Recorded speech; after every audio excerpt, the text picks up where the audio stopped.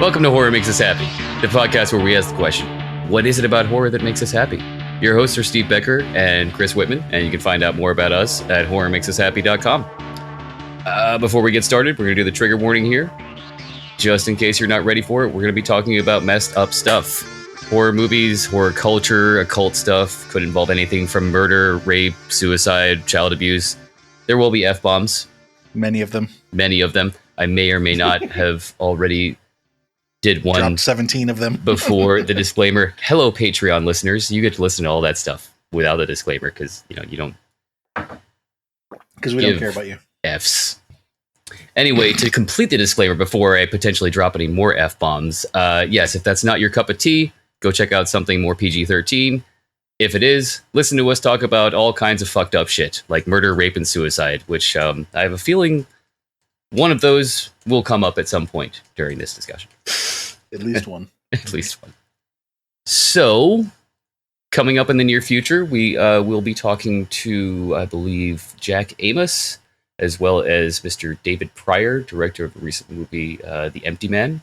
But today, we have the pleasure of the company of a man who has violated more severed heads than a colony of dolphins, known for found... Pod of dolphins, by the way. Oh, is it Pod? They go by Pod? Yes. Well, they're assholes, Yes. so fuck them. Seriously, dolphins are the goddamn worst. You can look it up. There's stuff on the internet. They're Shane dirty Beasley, motherfuckers. right? Yay, Shane Beasley. There's a guy. Thank you for joining us Hi, today. I'd like to just say fuck a couple times. Get in on the action. Right? Yeah. Get it all out Get of my your... fucks out now. Yeah. All fucks. All Hello. fucks given. Hello. Shane Beasley, best known for actor and special effects on Found, Headless, Space Babes from Outer Space, and something we won't mention. Thank you for joining us. Is there anything that you'd like to pitch before we get into the meat of the interview? I don't have anything necessarily coming up, but I am available for special effects jobs. Pitch yourself. Yeah, I'll pitch myself. I'd love to work on movies again, but the group that I'm with is a little separated right now. I'm available for birthday parties, bar mitzvahs, wedding receptions. You want to see some head fucking? You got it. I'm sure there will be some. The kids love it. I mean, it's really good at birthday parties. You You, it's sir, like, hey, kids, are watch me invited. blow this balloon up.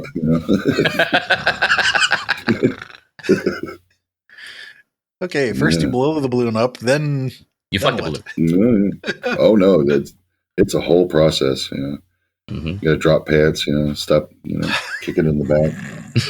I got to use different nozzles. Because I get a little uncomfortable sometimes with hemorrhoids, but it happens. I can just imagine. God, that was terrible. There could be at least one or two people out there who are thinking about this now. Yeah, like, wait a minute, that could actually work. You got to stretch the balloon first. You can't get it that first initial blow right off the bat. Yeah, no, you always stretch I mean, first. thinking about hiring you to do this. Right? Like this, I have to see. So in this interview, we'll be asking 3 sets of questions covering your childhood, your teenage years, and adulthood to find out what it is about horror that you like. The idea being that if we interview enough people, we might find some interesting common themes or uncommon ones too, which could also be interesting. We come at it from these different angles because sometimes it triggers memories that you'd forgotten about. But that said, it's not meant to be a therapy session. So if there are any questions that you don't want to answer, just say pass and we'll move on. Would you like to talk about your fascia? Your fascia.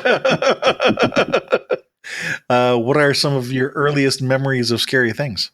So I am the oldest of 4 feral children. We were scholastically raised in West Virginia by a single mother. Love your mom. But she was always, she did school during the day, worked at night. Always she came in to yell at us about having the house a mess and went to bed, kind of. But we all had an affinity for gross and gory things. So like the weekends would come and it would be time to go to the video store, and each of us kids got to pick a movie, and I was straight to the horror. I was very much into the cover art. You know, if I found something that was like, ooh, this looks like it'll be good, it'd be a total crap movie, but the cover art was awesome, so I'd get that. So I was always into the horror genre as opposed to romantic comedies because I was a young boy and didn't care what girls thought. I mean, plus, just like you said, the cover art. What do you have on the cover art for a romantic comedy? Two people in like over puffy 90s attire. One of them maybe giving the other one a side eyes smile. Whereas, in horror movies, you have a giant ball of flesh eating critter monsters that's rolling down a road at you. Like that's. Yeah, absolutely. When I saw Critters, I was like, yeah, hey, look at that thing. Mm-hmm. That one really got me when I was a kid. I loved it. Or fucking, what was another one that everybody kept saying was very attractive as far as the cover art goes? I think the original Night of the Demons. Yeah, there was one that had the where you like move it back and forth and it'll do like movements. Oh yeah, the hologram covers. Yeah, and it was one with like it was a window and then you would move it and it would be like this demon like coming in through the window. And I never got the movie, but I'd always every time I would go grab that video and just like move it back and forth. Stand there for 5 minutes. Wow, this is so cool. To the point where like one of the I don't know if it's Blockbuster or something, like the store employees are like, please stop turning the videotape. God, every hour, everyone. You gonna buy it? No. Yeah, I didn't think so. Don't touch it. Don't touch that. Yeah. That and living in a small town, we had one theater that had one screen that would play like movies for like 2 or 3 weeks. And so I got to see like Elm Streets and the Friday the 13th and all that. You go into the ticket thing and I'm like, 10 years old, 12 years old. And they're like, well, this is an R-rated movie and you're not supposed to be in here. And I was like, yeah, but my mom, Yep. So I always get to watch I got to watch any movie, it's like whether it was rated R, rated PG-13, we got to go see it. So wow. That was a plus, that was really good to have that. It's good to have children see things like that, and letting them know, well, this is fake. Yeah, I agree. It's healthy. Things like graphic violence and even sexual situations. Other European countries expose children to it early, and that way they have more of an understanding of it. It's not taboo and scary then. Yeah, when you hide stuff from kids, that it almost gives them the curiosity to seek it out more. Mm-hmm. Yeah.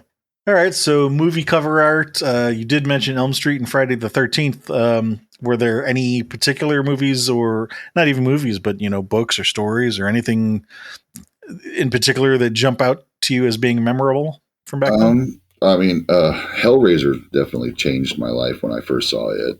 Yeah. I didn't think that like sexual horror, I didn't really know anything about that. And when I first saw Hellraiser, it was like, this is very erotic.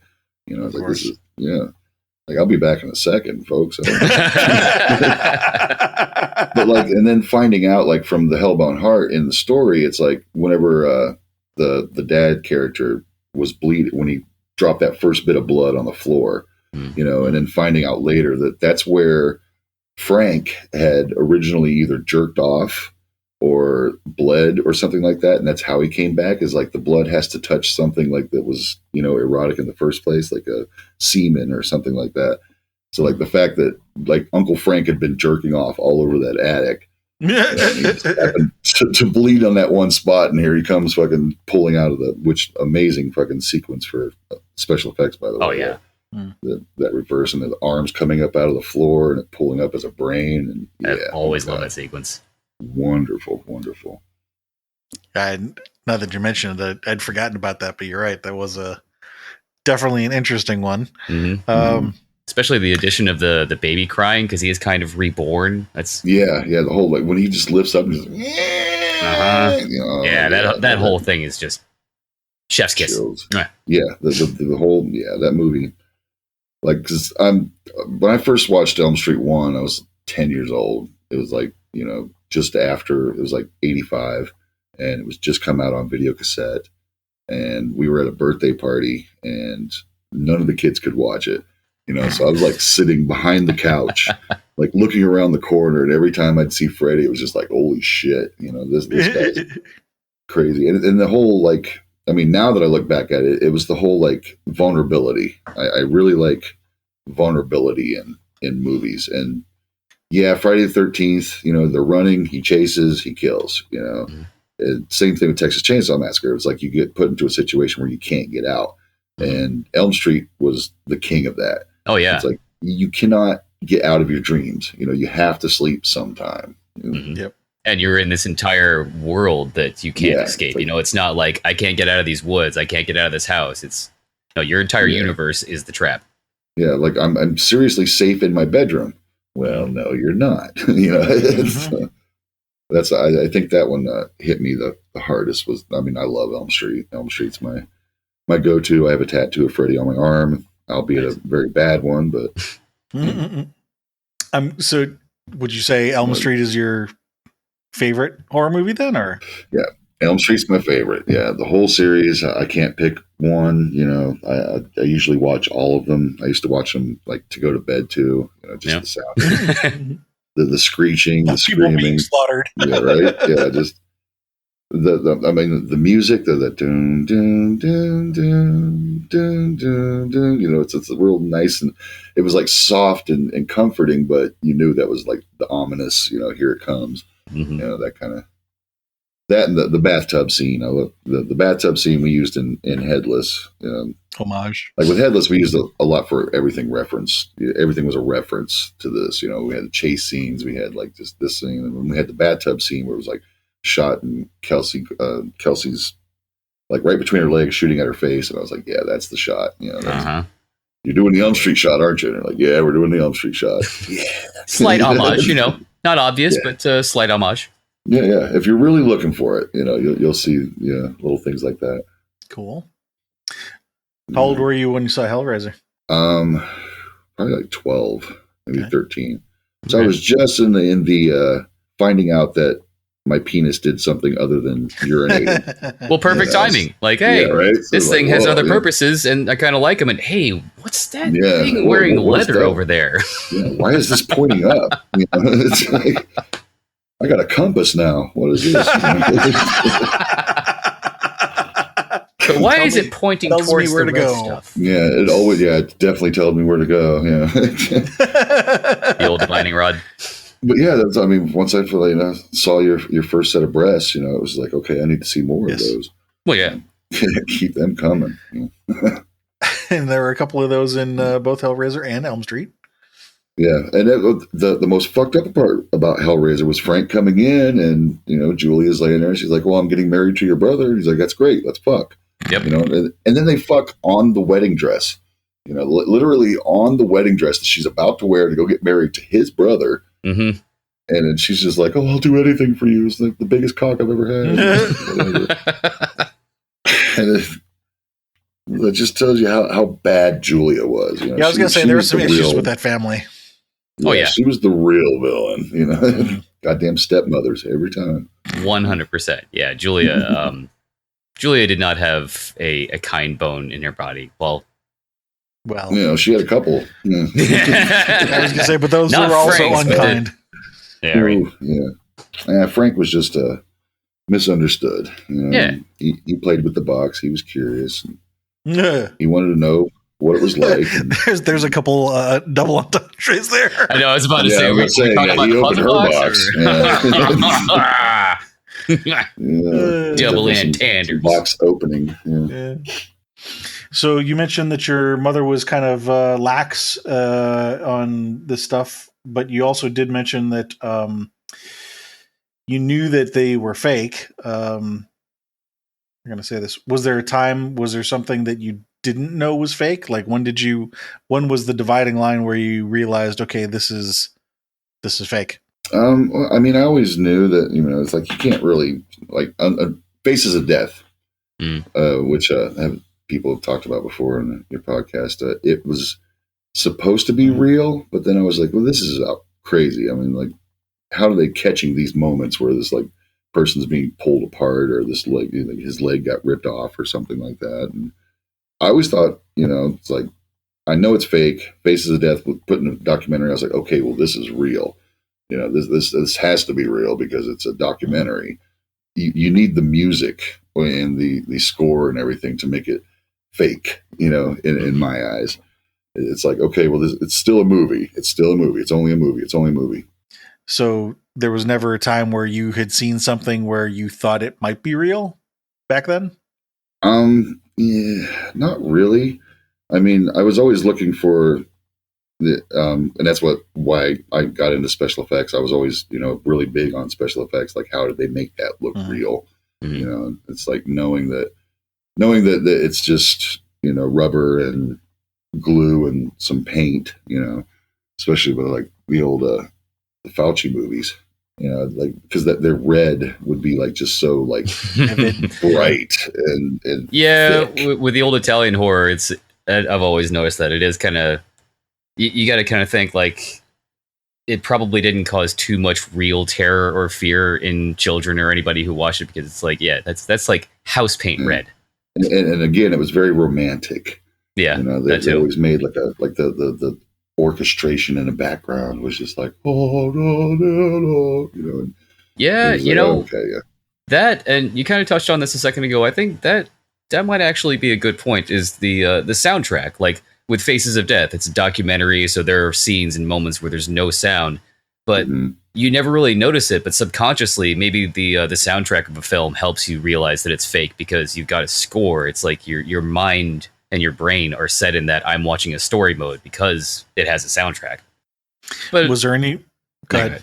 I was just gonna say, but yeah, it also still helps you like stay in that mindset of this is just a movie. Yeah, definitely. I mean, this is an entertainment. It's a song. It's an entire composition. It's taking the audio and the video and meshing it together to make an emotional experience. It's art. It's art.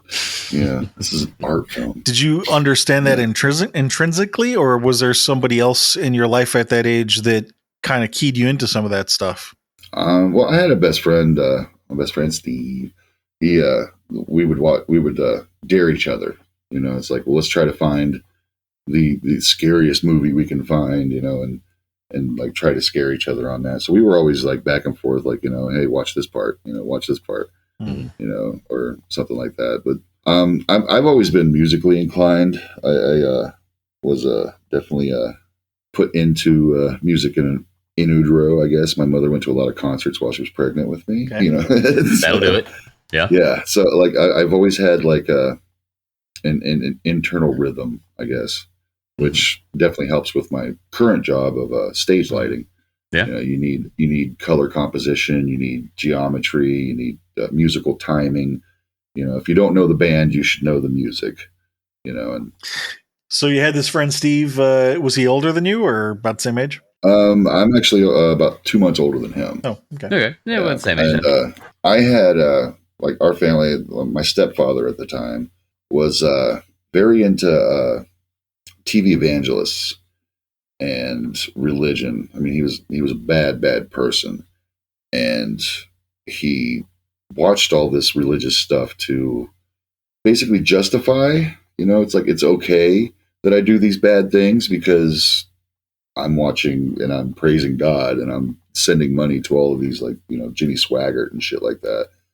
My friend Steve was my escape.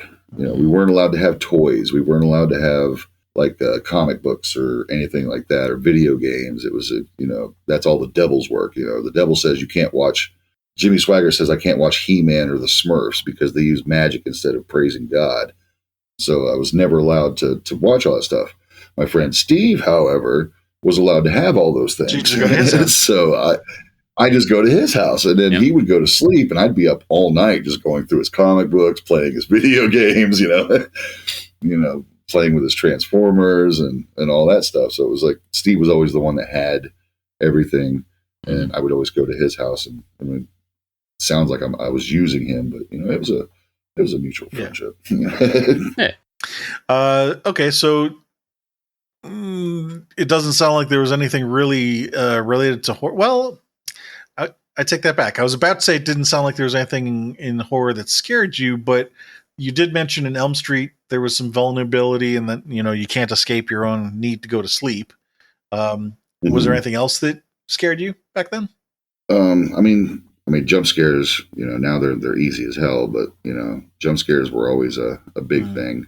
Yeah, and it's like daring each other to watch this movie, and like especially if you've seen the movie and you're trying to show it to someone else, and you're like looking to see if they're going to have that same reaction that you had whenever you watched it. What about in real life? I don't know. I mean, I think emptiness scares me the most. Just nothing around, nobody around. Like if walking through like a dead town, or going through the forest at night. The fact that there could be something there, but usually there isn't, and you just build yourself up. Yeah. So we used to go camping a lot, and we would just put each other in situations where it was like there's a cave over there. Well, let's go climb in there. Nope. Yeah. Right. Is it just the general unknown that's scary to you, or are there specific things? Yeah, I think it would definitely be the unknown. Okay. It's the fact that my overactive imagination would probably do the better of me. Okay, so nothing in your early years that triggered any existing fears or traumatic stuff. Yeah, not by movies or anything like that. I mean, just I think emptiness is probably my biggest, fear. Okay. Like I'm okay with spiders. Small snakes. I'm okay with big snakes. Little snakes, no. Well, it's the little ones that'll get you. It's the quickness and the agility. It's like they'll snap at you real fast, and big snakes can too, but they're a little slower in their movement. It sounded like I was always good with like pythons. It sounded like you were going to say something else about emptiness. Oh, I don't know. I just lost my train of thought. Any scary dreams when you were a kid? None that I can remember. Reoccurring off the bat. All right. The ones I hate are like the ones that I'm having a good time and I'm hanging out with people, and then I wake up and I was like, well, that was cool. I know, right? Those are the worst. Go back into the dream, and it's like I can't go back into that dream, and then by the time I try to get back, I forgot what the dream was in the first place. That's I hate too. It's like, 'cause I remember all the things about it, but now I can't explain it because I can't remember anything that happened. Right, like you remember the emotions of the experience and that it was cool, but then like what exactly was the thing? I've often said that there's a number of different reasons that we dream, but one of them is based on the emotions. That it's not, how can I say this? Our brains are, among other things, emotion processing machines, and like to create situations that the situation doesn't really matter so much. It's whatever the emotion it is that it evokes. How would you handle this emotion? Which I never handle it well. I'm a crier. I cry when I'm happy. I'm crying when I'm sad. Anytime there's like I guess because my father left before I even knew who he was, so it was one of those, anytime I see like a father and a son or something, the hug, or they like, I'm so proud of you. I always get like a, Oh, dude, if you have not yet watch the show Invincible, the animated series, and I've seen it. Yeah. Dude, the fucking end. I can't help it. I blubber up every time. Yeah, right. He's like, I'm your son. He's like, you're nothing to me. I'm the ultimate race. You're only half. Dad, Dad. I'm treating your mother like I'm just treating your mother like a pet. Like, Jesus Christ, dude. Yeah. It's like, you fuck this lady. Do you fuck your dog? Right? Yeah, right. There are some people out there. If only Rover could talk. Or it's good for you that he can't. Like, it's okay. If you put peanut butter on your dick, it's okay because it's your dog. I got nothing. Yeah, I'm sorry. Yeah. So, yes. Today's sponsor is Peter Pan. I'm just saying that peanut butter works well. Peter Pan peanut butter. Yeah. They don't go for jelly as much. They tend to bite when you use like meat flavored things. That's dangerous. Yeah. You don't want that. Yes. That's dangerous. At least it sounds dangerous. I wouldn't know. Yeah. Oh, man. Yes. Anyway, moving on from dog peanut butter fellatio. Just the way you said. That's gonna be my next band name and or song name. Dog peanut butter fellatio. Yep, dog peanut butter fellatio. Not to be confused with llama peanut butter fellatio, because that just gets messy. No. Yeah, forget about jelly butt. I mean, we'll just stay right out of that one. Jelly butt enema coming up soon. Sounds like a crust band. Yeah, right. Oh, well, I was thinking you're going very close to Guar territory, really. Yeah, I love Guar. I've got to see them. I went to the Housecore Horror Festival with Phil and Salmo in Texas. First for Found and once for Headless. And the one for Found, the Melvins played right before Guar.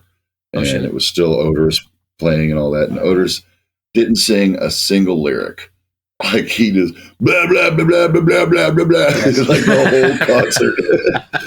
It's just like blah blah blah blah blah blah blah blah blah. Like, dude, I know the words. I'll go up and sing them for you. Like he intentionally didn't say a single word. It was all just blah blah blah. Yeah, blah, blah, blah, blah. the whole set. He just blah blah blah blah blah blah. That is We're awesome. here to just say fuck you. Pretty much. Then I got to work at the Gathering of the Juggalos in 2016. Oh yeah, and they had the new singer there, so I was basically stage tech for lighting. Nice. And so I got to hang out backstage the whole time. So I was like hanging out with the Guar guys out of their makeup, and I was just like, yeah, this is awesome. ICP, they brought in like 17 pallets worth of Faygo. Oh my God. Because of course they did. And it was amazing. It was absolutely amazing. I mean, Warren G came up, did Regulators, and then took the fuck off. What? One song, where's my check? Yep. Let's do this. Wow.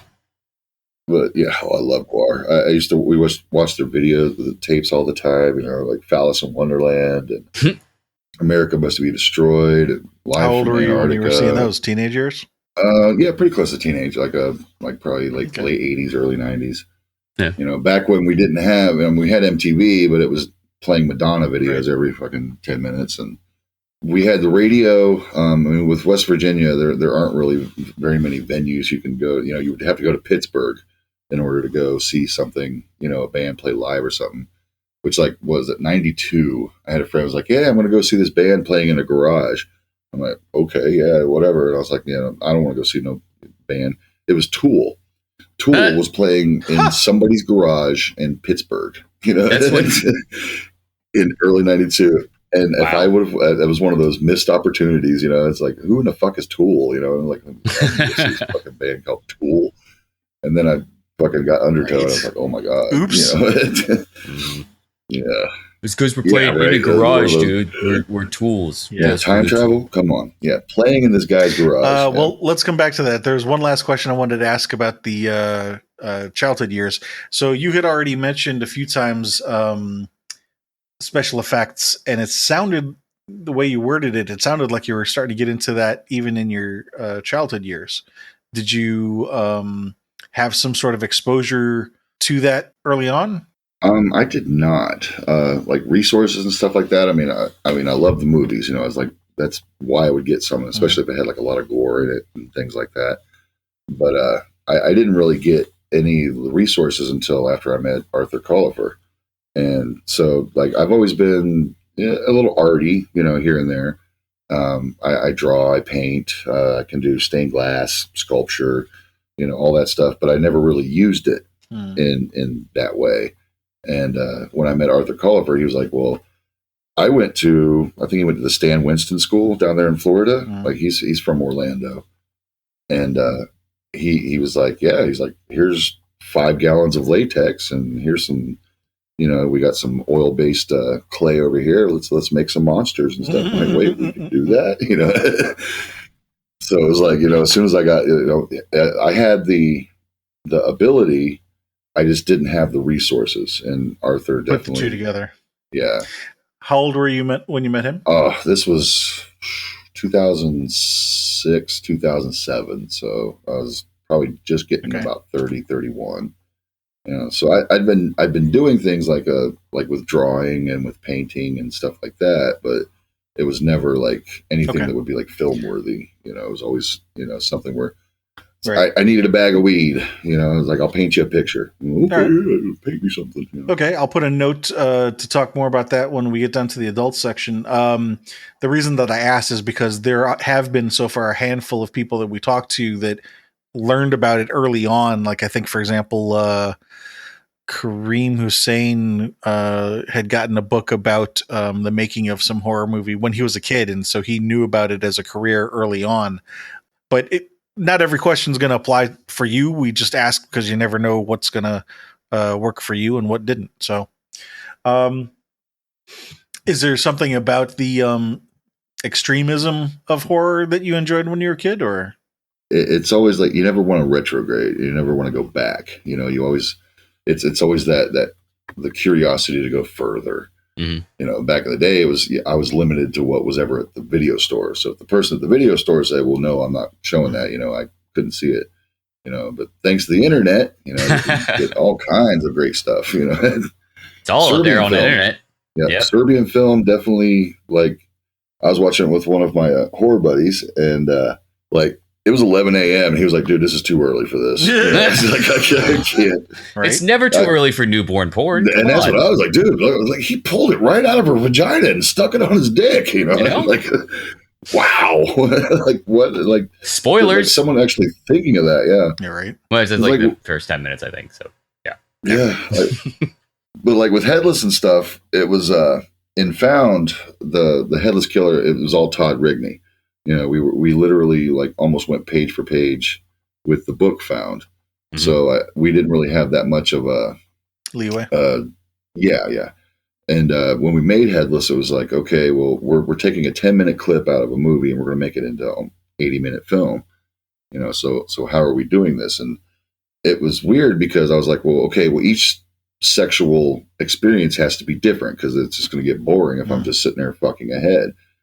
So like the first one, I stick my thumbs in the eye holes, and I was just like, I'll just hold it as a handle.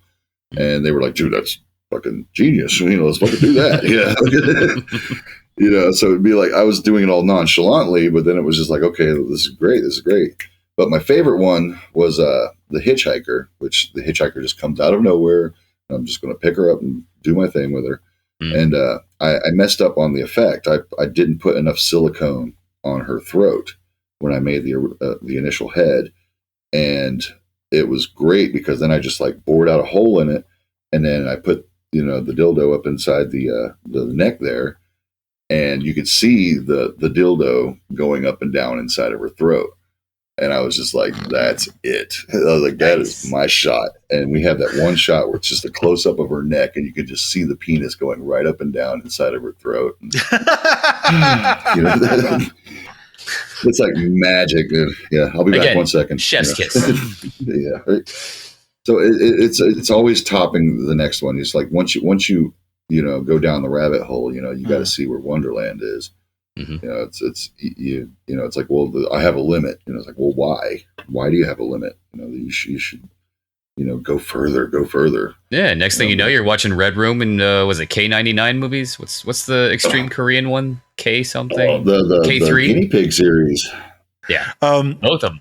Want to pause for a second and mention? So you said go further. I'm wondering if there's something there emotionally for you about the act.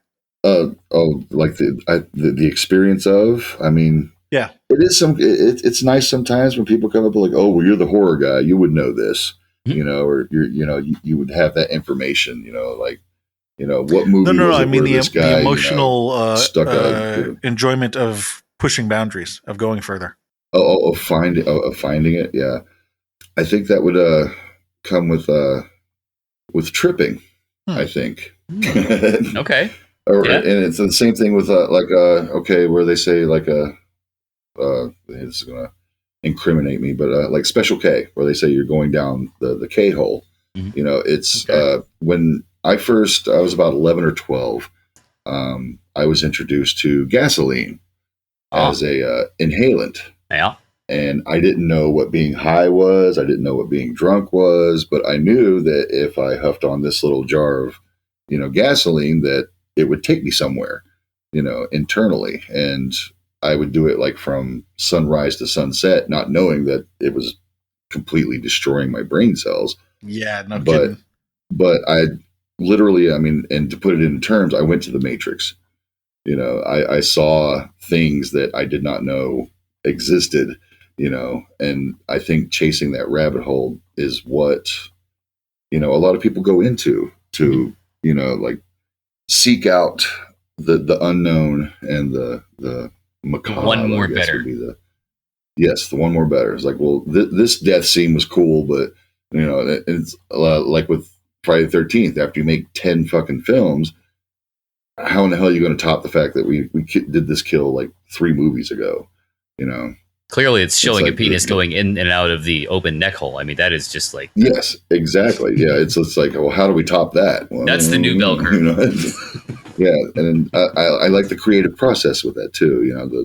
The how do how can we, and I guess it comes with already having that knowledge or experience. You can't really say, well, what if we stick your penis in the eye holes? Well, so if you think of that logically, your penis isn't going to fit in the eye hole. It's only way too shallow. Like a half inch in there. Yes, exactly. It's like, where would you do it? You put it in their mouth, but with rigor mortis setting in, you can't really, get the mouth adjusted to the right way. Yeah, because it's got that downward bend angle.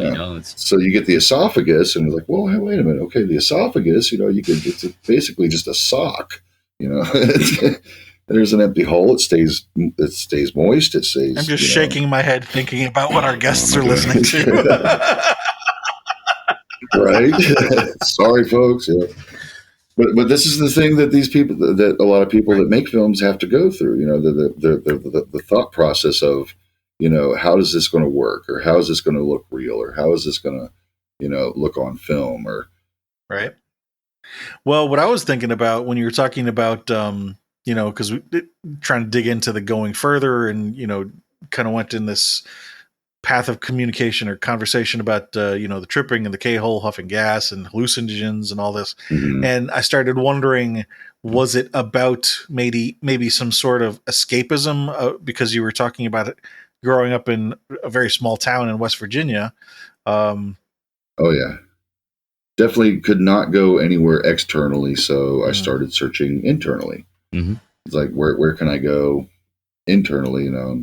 Not really knowing what psychosis was, or like, mental illness or anything like that. It's just like, well, I'm just going on a little trip. I'm traveling fucking right inside my mind. Mm-hmm. Didn't know that you could get lost out there and never come back. Oh yeah. Yeah. That's the never coming back part I didn't know about, it's okay. So I guess this would be a good point to jump into the teenage years. And you had mentioned Guar and some movies and stuff like that. What else jumped out at you as being memorable or impactful from your teenage years? I went from like movies to music in my teenage years. So it was always heavy metal. Mm-hmm. And like I was saying, with West Virginia, we didn't really have that many like influences. Like there was no bar that had bands playing, or there was no like venue or anything where you have to go to like Pittsburgh. Our closest record store was at the mall, like 30 miles away. Mm-hmm. So I would go to the record store and I would just look at covers. Like same thing with the videos, it's the cover art. It's like, I don't know what the movie is, but as long as you can catch me with that cover, that's first time I saw found Slipknot. I looked at the cover. I was like, wow, these guys look fucked up, and all this shit. I'm going to buy this album. And then it fucking blew me away. It's like, wow, like Cannibal Corpse. Love their fucking cover album. Oh, yeah. Their covers were amazing. Like, wow, this, but I'm not a big fan of Cannibal Corpse. It's a little too for me, but I guess it's finding something new and different. It's like always looking for. It's funny because, based on the time frame, I was thinking you were going to mention Iron Maiden, and you went to like Slipknot and Cannibal Corpse. I was like, oh, okay. No. I loved Eddie. Eddie. Yeah. I used to draw Eddie all the time. It was amazing. Like when I used to draw my skulls, they were always based on that like almost triangular, eyes and, Mm-hmm. but I never really listened to the music. It's just like, 'cause, I'd listen to it, this isn't really, It's not really heavy metal. the It's Gallops more, are good. yeah. Yeah. It's adventure rock, Yeah, there you go. I was gonna say it's like Yeah. a cousin of glam rock, but not really the look, just the sound of it. But yeah, adventure rock. It's a good way to describe the it. galloping. Dun, dun, dun, dun, dun, dun, dun, dun, dun, dun, Okay, so music, art. You had mentioned drawing and painting. I guess I'm guessing you took some art classes in high school or something. Oh yeah, yeah. My senior year. By the time I got to my senior year, I had one math class and one math, one English, and one social studies that you have to take. Right. And then every other class was art. Same. Like I spent my entire high school years did blueprints, stuff like that. And then I had a great art teacher, Mr. Crossett, that was like, okay, well, let's put you in an independent study. Ooh. And I was like, okay, what's that? Ooh, that's cool. That sounds Right? cool. He's like, I have all this stuff and just do whatever you want. And you have to give me a portfolio at the end of the semester. Yo. And so, yeah, I did airbrush. I did, sandblasting. I mean, I had access to everything. Dude, that is awesome. That's like a really good thing to hear about teachers, because he just recognizes a student that is obviously talented, and he's like, you know what? Go nuts. Every medium you can think of, just give me a portfolio by the end of the year. Curriculum. Yeah, you're obviously bored with the curriculum, so here, do something, And I mean, yeah, but then it kind of hurt me because I went to college. And and they have like structure and stuff. It's fucking and it's like, well, no, why don't you draw it like me? Well, I just drew 4 pictures that look better than yours, and I did it in half the time. I was like, why is it wrong that I'm doing this way when art is interpretation? And yes, it's interpretation, but you don't learn that until your junior year of college, or you have. You're not ready for that yet. Yeah, you're not ready for that. Wait a minute, no. Was there anything that scared you during your teenage years, either in media or in real life? Okay. Cults really got to me. Like the fact that someone could tell someone, like David Koresh was the big one. Mm-hmm. It's like, how in the hell can these group of people like listen to this person and be like, well, this person is the next birthing of Jesus, and like the psychological control of other people really scared me, which now I'm like, well, it's everywhere. Yeah. The internet just, I mean, everybody, the misinformation and all that stuff. I mean, that's scary even today, but it's always been that way for me. It's like, is that true? Is it really true? It's like, because we never had really resources to look that up. So if someone says, well, David Koresh is really the devil, and, it was good that those guys burned down all those people and stuff. I'm like, well, is it though? These people were just trying to like live a normal life as a group together. And I'm wondering if that was related to your experiences with your stepfather in evangelism, being told what to think by someone else and, following along.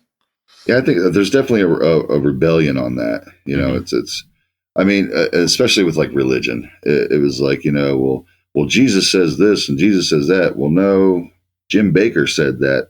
Yeah. What Jesus said, like, it was his interpretation that's telling you, no, this is the way it's supposed to be. And then you're trying to push that on us. And no, there's other ways to think about things. And I don't have to believe what you believe in, because I think loss of freedom probably would be another, it's a solid fear. That. Yeah, just a straight fear of just, you can't do that, But I think that, like, with the teenage years, I think that really, hit me like, well, and again, it was a nice little week-long acid trip with some friends. Like, I can do anything I want. It's like, that was like my transfer into adulthood was like, I don't have to just draw pictures of Bart Simpson. I could draw anything. It was like, I could come up with anything out of the back of my mind and just put it on paper or put it on canvas. Or I've tattooed as well. So it was like, cool. Like, can you draw me a picture? Draw? Yeah. Can you tattoo that? Sure. It's just another canvas. I can see how that could definitely be freeing. Mhm. Yeah. It's like the day I realized I could draw my own porn. You know, I mean, it's a whole new world. Right. I wait, had I have not a whole considered book of that. penises. What is wrong with me? It's like mine doesn't look like anything on there. Trying to tell yourself something. I get along with a lot of people, and I have to live with different groups of people. Like, so I have a music side of me with the lighting and doing the stage work. Mhm. And then I have the movie stuff. I don't really talk to the music people about the movie stuff. And I don't really talk to the music people about, or I talk to the movie people about the music stuff. Because like you tell somebody, well, I do lighting. Oh, well, you turn lights on and off. And, it's a little more complicated than that. Yeah. But then like when I tell somebody in the music business, well, I've been in some horror movies, and they're like, oh, whoa, really?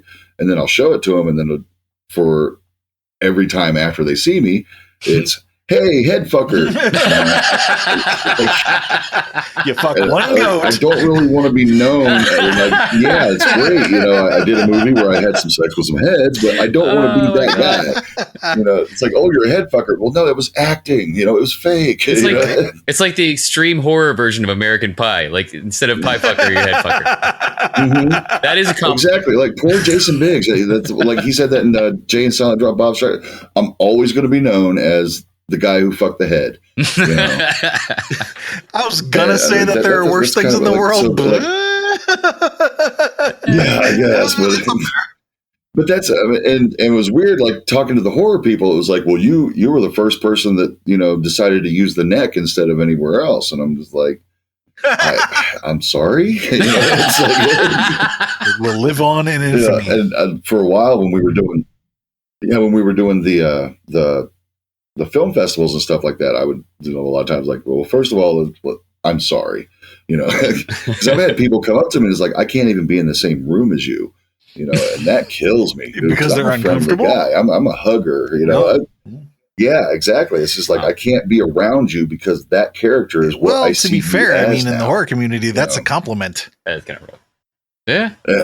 Somewhat. Yeah. I mean, for my aspect though, it's like, but come sit with me and talk with me. You'll know that I'm a very nice and sweet and gentle guy. It's like, just because I went and did some violent things in a film, doesn't mean that I'm that violent guy.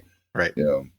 I mean, I guess that was the same thing with work with Robert Englund trying to be someone other than Freddy. Yeah. People are always going to see him as Freddy, no matter what he's in. It's like, oh, it's Freddy. Look, hey, and that's I'd like to get into. I'd like to do another movie where maybe I would, do something a little less provocative, I guess would be the word. Yeah. Be one of those things where there's a slight reference to it, kind of like in the opening from the A-Team, where there's the Cylon that walks past what's his name from Battlestar Galactica. Face. I can't think of the guys. Wow. Oh, yeah. And Snake, of course, with the 17 S's before it. Halloween. Did you continue participating in Halloween as a teen? No, I did it up to like I was like 14 or so. After that, were you like doing makeup for other people, or did you just stop completely? What happened?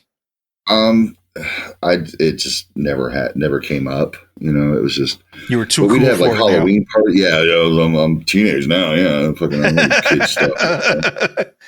But I mean, we'd still have like Halloween parties and stuff like that, or the costume parties, and like so now we've had a tradition where and we're going to go back to doing drugs again, but we'll take acid, so we'll take LSD and then we carve pumpkins all night, which is wonderful. Okay, so like we get like 20-30 pumpkins, we just spend the whole night just cutting up, playing with the ushy gushy and the inside and all that stuff. And then at the end of the night, we take them all over to the local graveyard and we light them up and we sit them on top of all the graves. So then when everybody comes in the morning, all of the graves are just covered with all these jack-o'-lanterns. And that's been like a tradition for the past almost 10 years now. That sounds awesome. Yeah. Well, this is kind of a good tie-in then, because you brought up the LSD and the acid trip again. And what I was going to comment on a minute ago was you mentioned the one where you had this sort of epiphany where you said, I can draw anything, I can do anything I want. And again, that kind of spoke to me about, the freedom potentially, coming from living in a small town, that ability to say, I can draw whatever I want and potentially grow as an artist and have a future. Yeah. Again, potentially. Yeah. That's definite. I mean, I don't have to do what everybody else is doing. Mm-hmm. And that is very freeing. I'm very free spirit. Like, if it comes to it, I'll walk 20 miles to get somewhere if it needs be, just because I can. Mm. I don't like anything that's like restricted, personally. And I think that, like you said, it comes from being in a small town where it was like people have like the same kind of mindset, I don't like it. There's always three sides to a story. There's the truth, and then there's the two different aspects of the right. two sides. And I guess I'm always looking for the truth. I think it goes back to that just natural rebellious nature to go against the grain. Just people say that everybody else here in town likes this. You're like, well, do the other. I don't have. I had a friend who was like that, though. Like, I'm not going to listen to this band because everybody else listens to them. But then when everybody else stops listening to them, it's like, oh, I love this band now. Right. That kind of thing, which is annoying to me sometimes, but I get it. It's the whole punk rebellious thing. It's like, I'm going to give myself a mohawk because fucking everybody thinks it looks strange on me. And I was like, okay, well, yeah, because I'm strange. I'm a strange person. I do a reverse mohawk. I think I would have phrased it a little differently. Chris talked about rebellion, but for me, I think it's more about everybody always wants the thing that they don't have. Yeah. Okay. Oh, yeah. That's definitely. Grass is always greener over there, Well, yeah. Or even like Trent Reznor, I just want something I can never have. One of my favorite songs off that album. Oh, so moving into adult years, what have been the key influences in you? Key influences. There we go. In horror. So back when I was talking about meeting Arthur Culliford, solid. He was running a horror host event at a local video store here in Bloomington that had like a little screening room in the back. And we did horror hosting. So there was the Atomic Age Cinema with 5 monsters from the Midwest who would get drunk with you and make fun of really bad horror movies. Nice. And it was great. It was improv. We let the audience participate, so everybody would be drinking. Everybody started to just yell out at the movies. We had like, door prizes and all that stuff. And but with the horror hosting, it got me into watching obscure movies, and finding movies that, not many people have seen. And like, even like like where they were saying, we find the worst horror movies in the world and we're going to fucking show them to you right now. We've unearthed them, and getting them out. And that became more of a obsession than, just the gore and stuff like that. It was like, where can I find this weird movie that was made in 1978 that was, the pinnacle of this type of movie, and that kind of like thing. That one about the giant crabs on the island. Yeah. He was just crab? Was it Attack of the Crab Monster? Something like that. I don't know. Yeah. Things like them, they, the old like 50s movies that were like the atomic movies, and the Atom Age, where everything's going to grow giant because we accidentally put a bomb somewhere, and which they still do with Godzilla now. But yeah, with the horror hosting, it was just like trying to find all these movies that we could host. We need a show every Saturday night, so we need to come up with another movie that nobody's ever seen.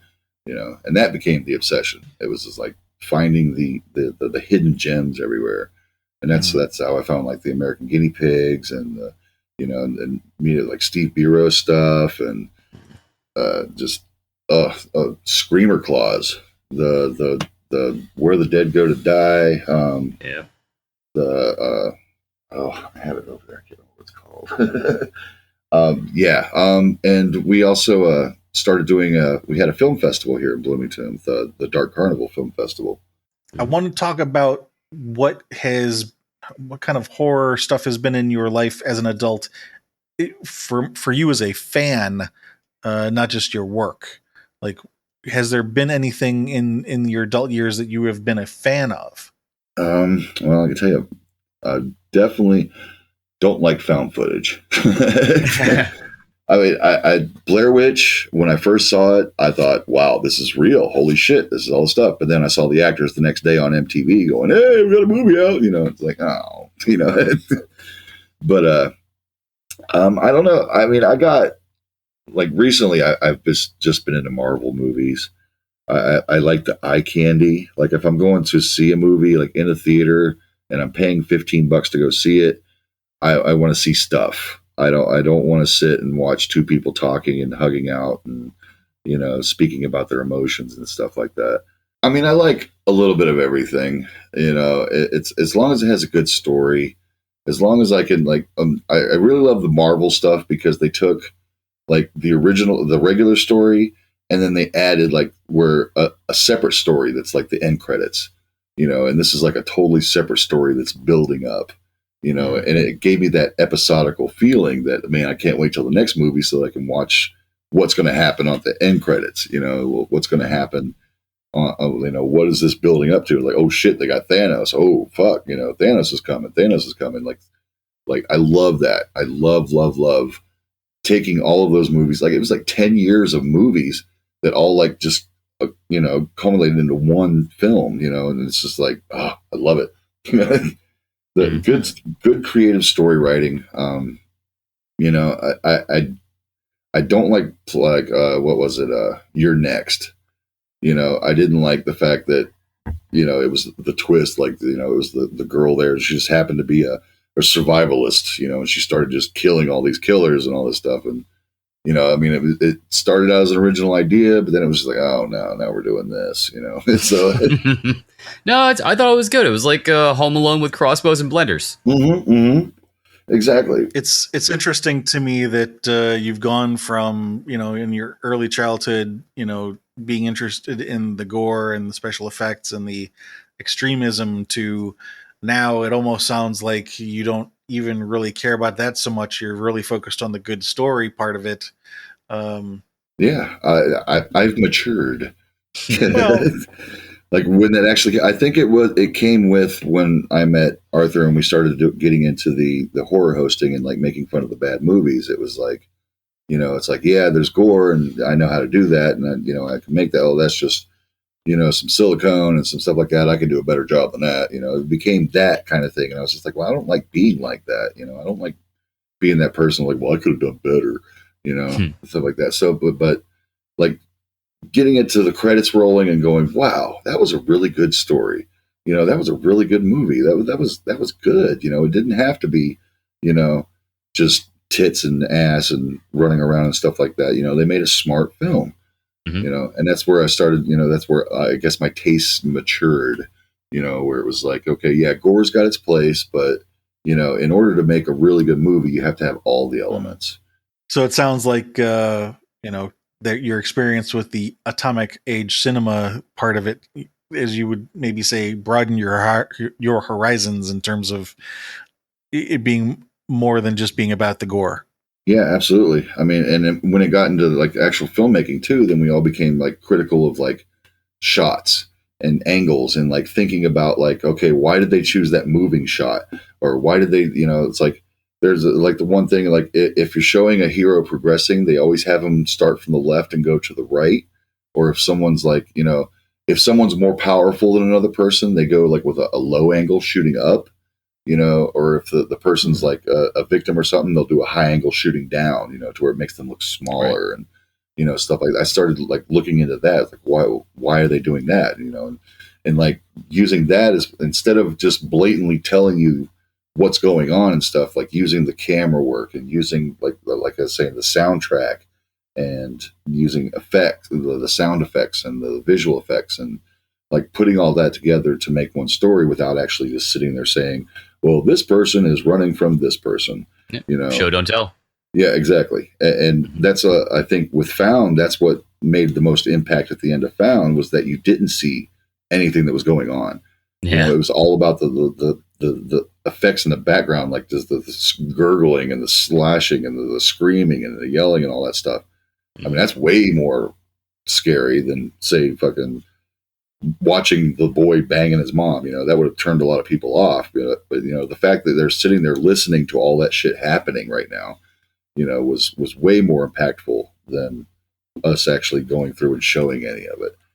You know, and that's what I loved about that part. You know, it was just, yeah, that's filmmaking. You know, you're exactly Again, showing it without showing it. It is, but Yeah, being this a is the fan art. of auteur, of, you know, the auteur part of filmmaking, to me is slightly different from being a fan of horror.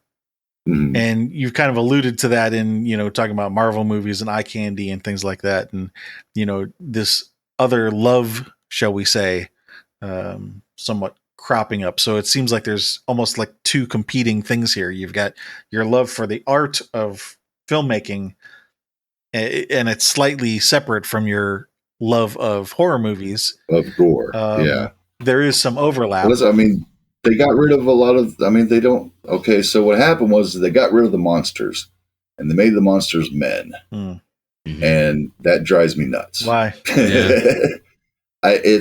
And I know it's like they're trying to be more realistic about it, but I have a love of the absurd. You know, it takes away from the absurdity of saying a guy that's got an entirely burnt face and stuff, and then he's like jumps into your dreams and things like that.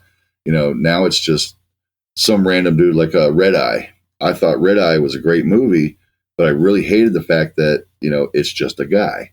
And it's just a guy, you know, tormenting this girl on the airplane for the whole flight. You know, it's like, damn, come on, Wes. You know, what do you love about the absurdity and about the monsters?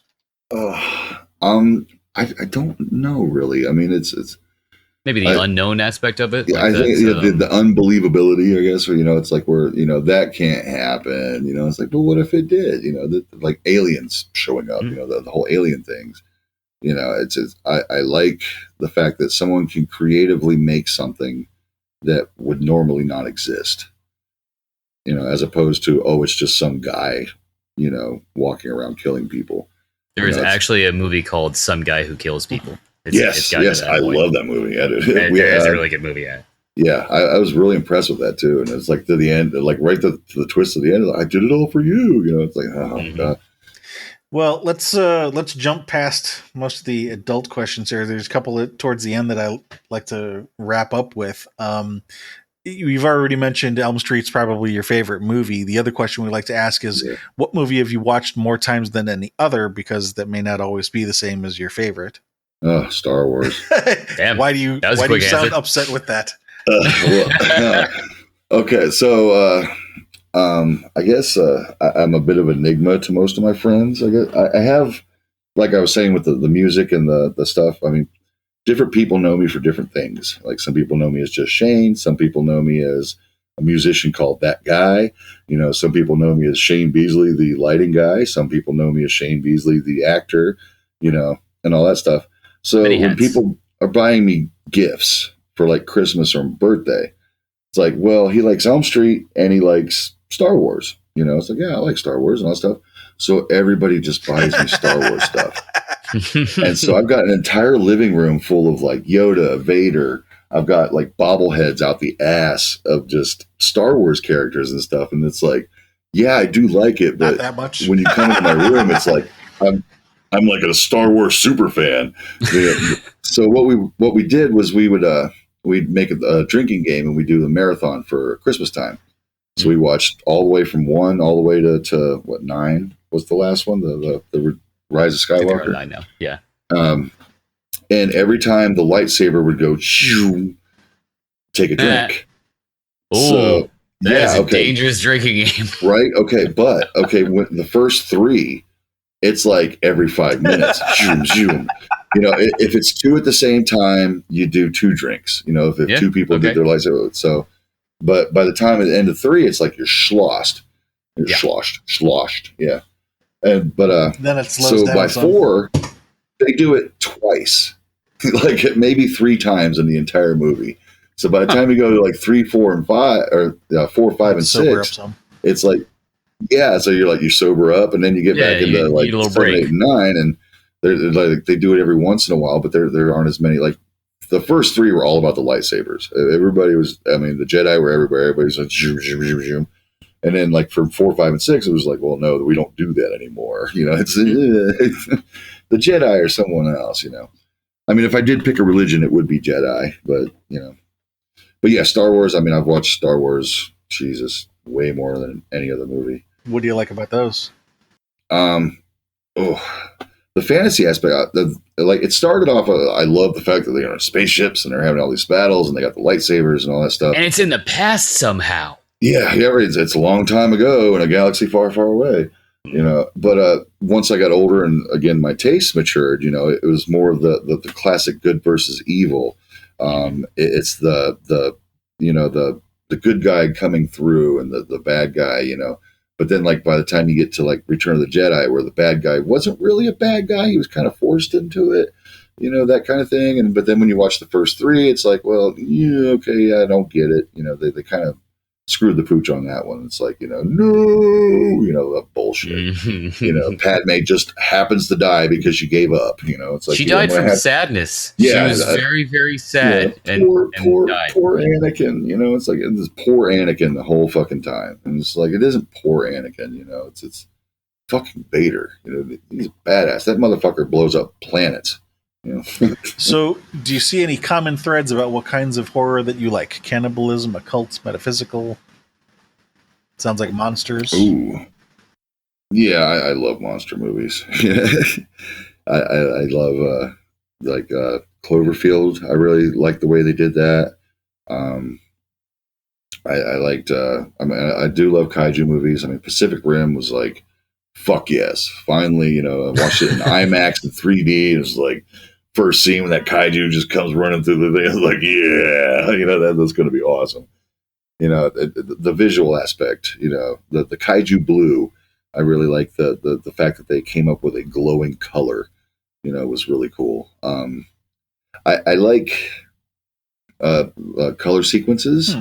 Like with the color space where everything was in magenta. It just made you feel eerie. And icky because I mean the world isn't in magenta. It's like seeing something that isn't tangible. Again with the going back to just something you can't have. And I don't know. I've watched a lot less horror than I should be lately, but it's also because they haven't been making as much horror as they have before. It goes into waves. It's like horror's okay now, but then now we're at a different time, and like the whole like you can't be very offensive in a way. It's like comedy is almost non-existent now. Mm-hmm. And horror has kind of been divided into two paths now. You have your mainstream horror, which has to be PC. That's just part of the package. Absolutely. And then you have your indie horror, which is still indie horror on the side. We're not going to be running down the red carpet at Cannes anytime soon. But we can show things like a creepy clown sawing a woman in half from, upside down from starting at the vagina ending. Exactly. So I've definitely pulled my way towards more independent horror. I work at the Horror Hound Weekend up here in Cincinnati and Indianapolis. Oh, cool. Like a local haunt? Yeah, I'm the stage manager for the after party. After party. Well, I'm not. My character Woody is. Woody is the guy that was in Atomic Age Cinema. So he moved on over to Horror Hound Weekend, and so every time Horror Hound Weekend goes, I was like, I'll work at Horror Hound Weekend, but I have to be in costume. That's a whole other story too. I mean, there was 5 years that nobody knew or everybody would know who I was, and they would know who Woody was, but they didn't know that we were the same person. I would like stay away from that fourth wall and all that. And that's a whole other story. But yeah, but that got me into, the independent films. Independent films, it's like we don't have to be mainstream. We don't have to have the trademark name. We don't have to have, Ghostbusters. We don't have to be Pinhead or Freddy or anything like that. We can just make whatever we want and push the boundaries that way. And I love that. I love it goes back to the whole rebellious, we don't have to do what you say because we're doing our own thing, and I love that now. That's kind of funny that you brought that back around again, because, when you're talking about independent films and pushing boundaries, it really, unless you can think of something that we've missed, or if, you could say this doesn't really jive for you and you think it's something else. But, the thing I keep hearing coming up again is, the small town is part of it. And also maybe you're, the first stepfather, where you're talking about the religion stuff and the pushing boundaries and, the escapism keeps coming up. That's what I keep hearing, unless there's, like I say, there's something else that you can think of that, or if you don't think that rings true and you think it's something else. Oh no, that definitely rings true. I mean, it's that's definitely me. I was born in San Bernardino, California, but I didn't know about it. So like being raised in West Virginia was just like, I never had the big city, aspect of like always being afraid that, crime and stuff like that, So then when I like moved into the cities and stuff like that, it was always like, okay, this is kind of, but then it goes in with the horror too. It's just like, I want something that, everybody is going to be like, that movie was too much for me. I'm like, well, good. Let me see it. Let's see if it's too much for me. Constantly testing that boundary of, what is too much and what is too graphic, or what is too, there's certain things, rape movies. I don't like rape movies. It's like, why do we have to make every movie a goddamn rape movie? Yeah, it almost seems like a staple in most modern extreme horrors. You gotta have the rape scene, at least a scene. Yeah. Like irreversible. Well, I mean, that kind of ties into... That was their claim to fame. It's like, we have a full 7-minute rape scene. Heck, good for you, buddy. It's right. Like, good. Yeah, it's good that you did that thing there. They put it on the tagline, a full 7 minutes of rape. Watch this movie.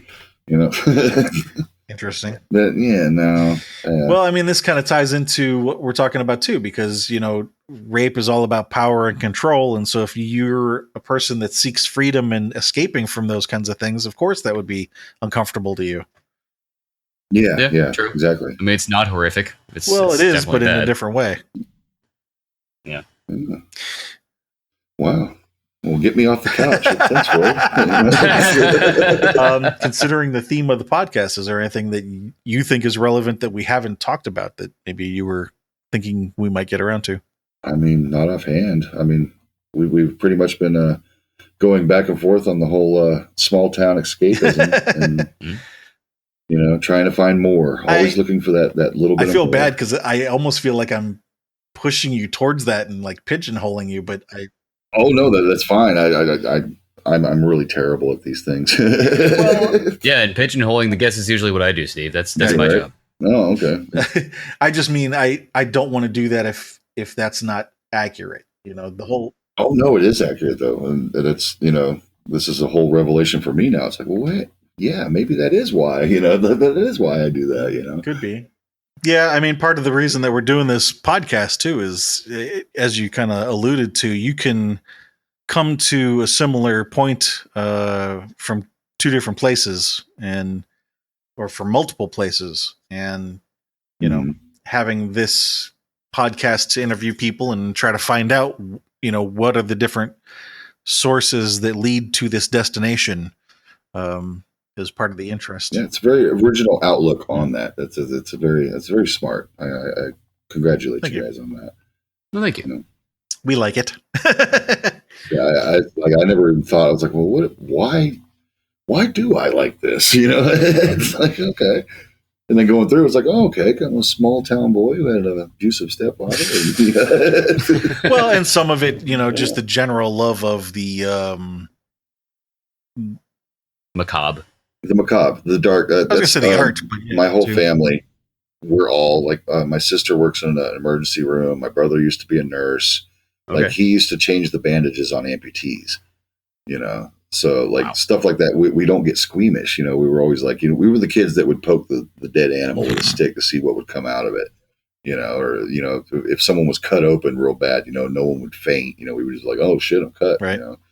Or something like that. We always had that internal, sense of I don't know, the macabre, I guess would be the drawing to that death and grossness. Right. It's like, Yeah, but that gross things just have more detail. Well, yeah, I was going to say that kind of stuff you can't really find a source on it. Sometimes it's just the way you're wired. But the interesting thing with this call and with your background that we've talked about is, the other things about the small town thing, possibly adding to it.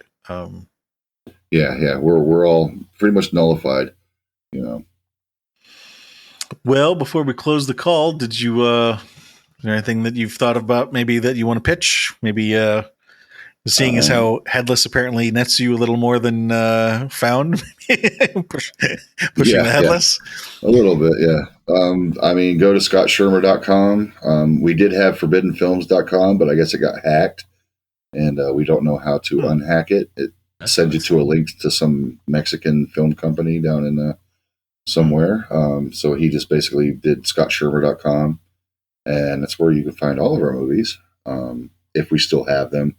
I think he's doing a reprint of Harvest Lake. I was about to ask. Yeah, I think we have like 12 copies of Headless left or something like that. No shit. We're not sure if we're going to do another run. It's like almost $3,000 or something like that to get like 2,000 copies made, and it depends on the quality and all that stuff too. But, look it up. You can find us out there. But yeah, that's what it's all about. It's just, people seeing it. If you have art, you need people to see it. Art is shit unless you have someone else to share it with. Absolutely. I could sit there and draw pictures for myself all day and it ain't going to make a difference. It's like if someone comes up and sees like, wow, that's beautiful. And it's like, good, that I've done something right. Nice. Well, thank you for your time. Yes. And thank you guys. I hope you can use some of this footage. A little bit of it. We'll figure something out. And okay. Thank you to anybody out there listening. Again, please do come visit us at horrormakesushappy.com or tell a friend. We do have a list of people we'd like to interview on the website. If you can help us connect with any of them, or if you'd like to have somebody added to the list, let us know. You can hit us up on social media. Let us know how we're doing. There's links on the website.